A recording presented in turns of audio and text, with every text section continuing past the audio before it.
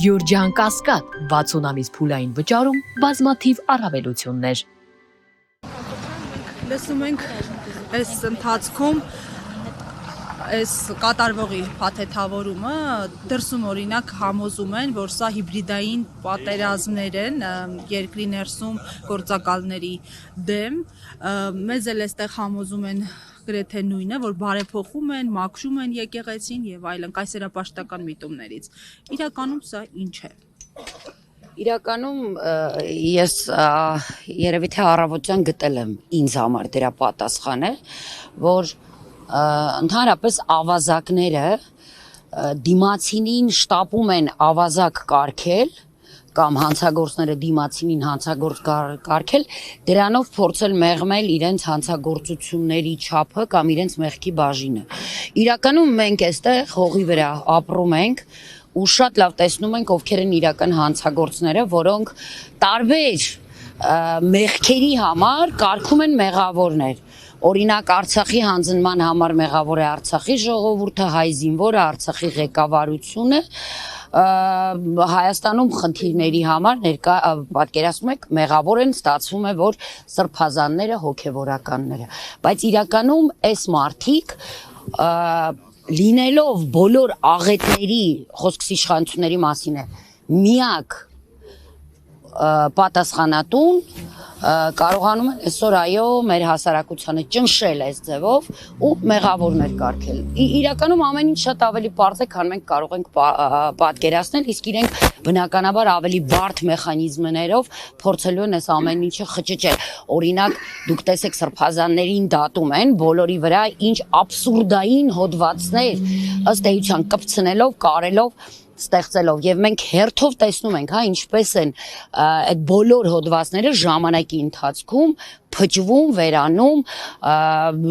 ու երևում այդ ամեն ինչի մեջ այդ դատարկությունը եւ միտումը, այո, քաղաքական միտումը, եթե սա կարելի է ընդհանրապես քաղաքականություն անվանել։ Բարսեղջյան հոգևորականների հանդիպումը 8 հոգևորականների հանդիպում Փաշինյանի հետ, որոնց թվում էր նաև Արցախի թեմի առաջնորդը, դուք ինչպես կմեկնաբանեք այդ հանդիպումը եւ արդյոք առիթ ունեցել եք զրուցելու, հանդիպելու թեմի առաջնորդի հետ Արցախ։ Ես առիթ նախ չեմ էլ փնտրել եւ մենք ընդհանրապես առիթ չենք փնտրել, որովհետեւ մենք հենց այդ պահից արդեն բոլորս առանց իրար հետ նույնիսկ շփվելու, խոսքս ժողովրդի մասին է, այստեղ քաղաքական գործունեությունը որևէ կապ չունի, մենք մեր մեջ բոլորս յուրաքանչյուրս մեր որոշումը կայացրեցինք եւ ստացեց, որ բոլորս ունենք նույն որոշումը։ Այն է, այլևս մենք չենք ընկալում ու չենք ընդունում այդ անձին որպես Արցախի թեմի առաջնորդ։ Եվ ասեմ ձեզ, ըստ երևի թե օրինաչափ էր ավարտը իր պահվածքի, բայց մեզ համար այս ծայրահեղությունը անսպասելի էր, որովհետև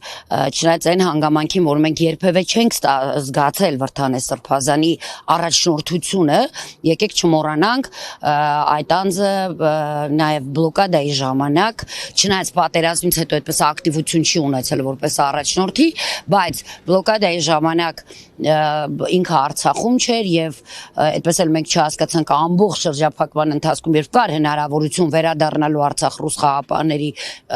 օգնությամբ չվերադարձավ, որտեղ էր ինչով էր զբաղված մեր համար անհայտ է, չենք էլ պարզել դա,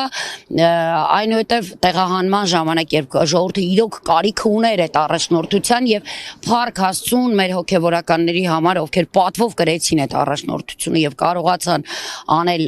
այդ ժամանակահատվածում իրոք անհնարին ժողովրդի համար չկար էլի Վրդանե Սրբազան։ Տեղահանումից հետո երբ այստեղ Հայաստանի Հանրապետությունում ժողովուրդը Արցախի իրոք կարիքը երևի էլի ամենաշատը ուներ, էլի չտեսանք այդ առաջնորդությունը եւ տարբեր մեր այս ընթացքում տարբեր գործընթացներ իրականացնելիս մենք դիմել ենք օրհնություն ստանալու, բացարձակ նպատակ չունելով ներքաշել քաղաքական որևէ գործընթացի մեջ եւ այսպես ինչ որ